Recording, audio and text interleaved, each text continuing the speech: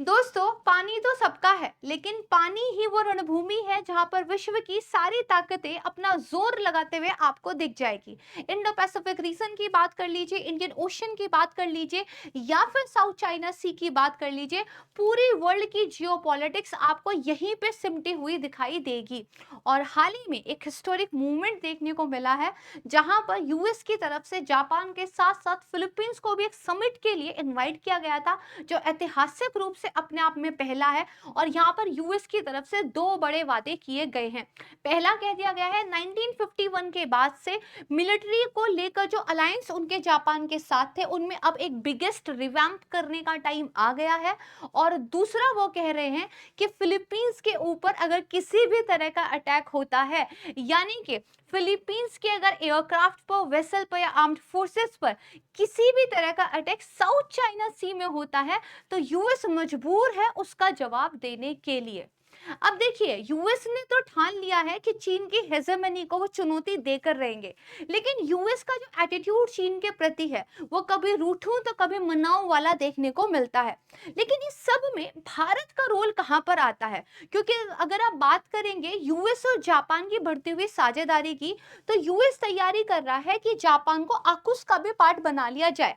यानी कि एक सिक्योरिटी पैक्ट है यूएस, ऑस्ट्रेलिया और यूके के बीच में, जहां पर न्यूक्लियर सबमरीन टेक्नोलॉजी ऑस्ट्रेलिया को देने की बात हो रही है, वहां पर जापान को भी शामिल कर लिया जाए पिलर 2 के तहत। दूसरी तरफ नेटो के जो आने वाले एनुअल समिट है, उसमें भी आपको जापान की बढ़ती हुई भागीदारी दिख जाएगी। कुछ टाइम पहले आपको कीप डेविड में भी एक समझौता होता हुआ दिखाई दिया था, जो कि यूएस, जापान और साउथ कोरिया के बीच में था।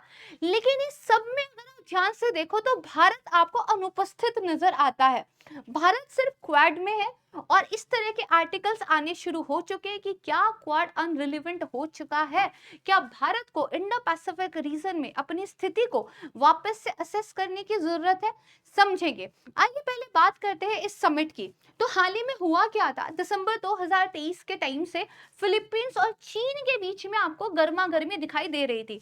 दरअसल चीन के वेसल्स के द्वारा फिलीपींस के वेसल्स पर वाटर कैनन से अटैक किया गया था बकायदा, और इसके बाद आपको कहासुनी भी देखने को मिली थी। चीन की तरफ से बहुत सारी आपको ऐसी एक्टिविटीज होते हुए दिखाई दे जाएंगी, जो ये बताती है कि वो किसी भी हाल में साउथ चाइना सी पर अपना हक नहीं छोड़ने वाले, या यूं कह लीजिए कि दूसरों का हक नहीं छीनने वाले। वो 9 लाइन वाला कॉन्सेप्ट लेकर आते हैं और कहते हैं कि 9 लाइन के अकॉर्डिंगली साउथ चाइना सी पर हमारा हक है, और कहीं ना कहीं इसमें वो पूरा ही साउथ चाइना सी घेर लेते हैं। अब भले ही वो आपके फिलीपींस का स्पॉटले आइलैंड हो, या फिर स्कॉर्बस 16 की बात कर लीजिए।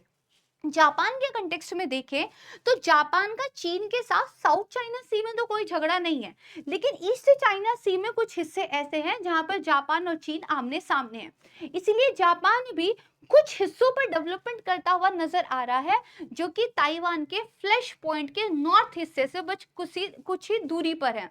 यानी कि जापान भी चीन की दुखती रग पर हाथ रखने को तैयार है।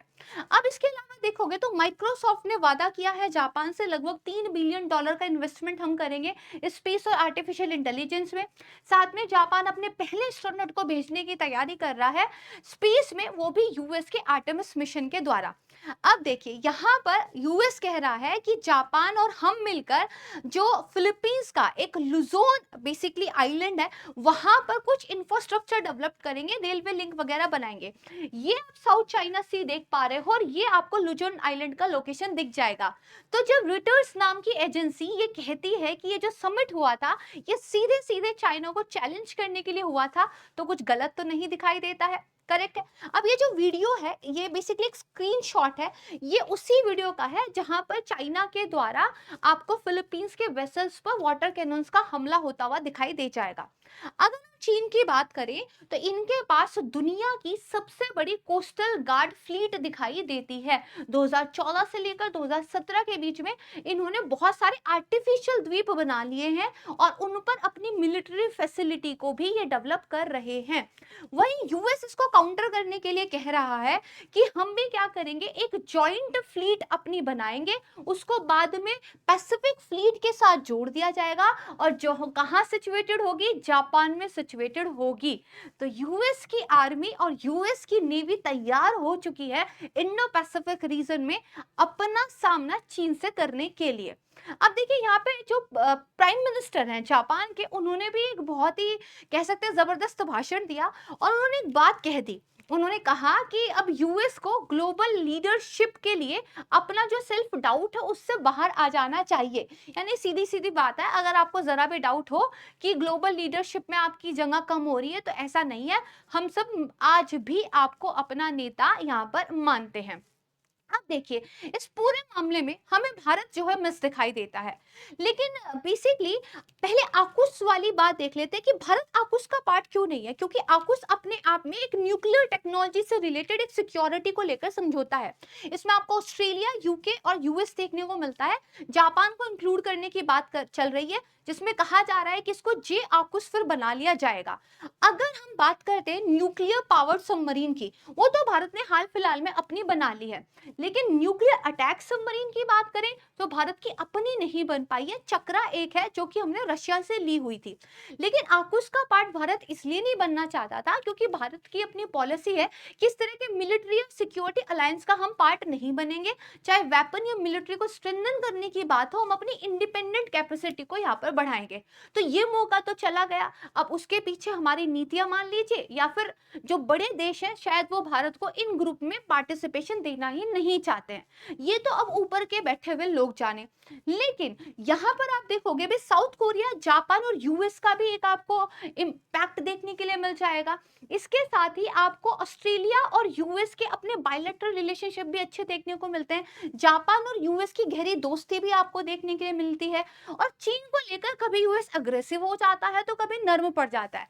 भारत के साथ समस्या यह है कि भारत की संप्रभुता को चुनौती देता है चीन। यूएस के साथ ऐसा कोई इश्यू देखने को नहीं मिलता है। हमारा सीमा विवाद है चीन के साथ, तो हम नरम तो नहीं पड़ सकते हैं, लेकिन गर्म रहने के लिए भी हमें सबकी जो है यहाँ पर जरूरत है। अब भारत का पहला इंटरेस्ट है इंडो पैसिफिक वाला एरिया, लेकिन अमेरिका का पहला इंटरेस्ट है, दरअसल अमेरिका का पहला इंटरेस्ट है इंडो पैसिफिक एरिया और भारत का पहला इंटरेस्ट है आपका इंडियन ओशन रीजन। तो यहाँ पर भी एक डिफरेंस देखने को मिलता है। वहीं साउथ चाइना सी की बात करें तो भारत के स्टेक्स को लेकर डायरेक्ट कोई खतरा दिखाई नहीं देता है, लेकिन भारत ये जरूर कहता है कि अगर दूसरे देशों को आज चीन दबाव में ले लेगा तो कल हमारे ऊपर भी दबाव बनाना यहाँ पर उनके लिए आसान हो जाएगा।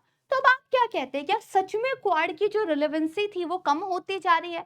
क्या भारत को अपनी नीति चेंज करके ये जो मिलिट्री अलायंस है इनके अंदर पार्टिसिपेशन करना चाहिए? और जिस तरीके से लूजोन आइलैंड जो है इसको डेवलप करने के लिए जापान और यूएस हेल्प कर रहे हैं, क्या भारत के अंडमान निकोबार के लिए इसी तरह की नीति को लेकर नहीं चलना चाहिए? जिस तरीके से जापान ने अलाउ कर दिया है एक पैसिफिक फ्लीट को अपने यहाँ रखने के लिए, क्या भारत को भी मिलकर इस तरह के मिलिट्री जॉइंट अलायंस नहीं बनाने चाहिए? ये कुछ ऐसे सवाल हैं जिनका आंसर मैं चाहूंगी कि आप मुझे कमेंट सेक्शन में दें।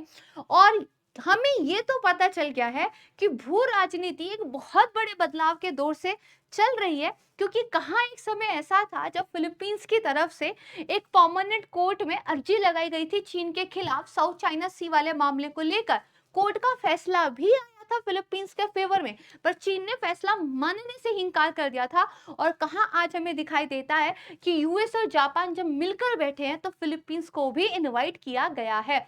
इवन वहां पर मेटा जो है सबमरीन केबल्स बनाने की बात कर रहा है।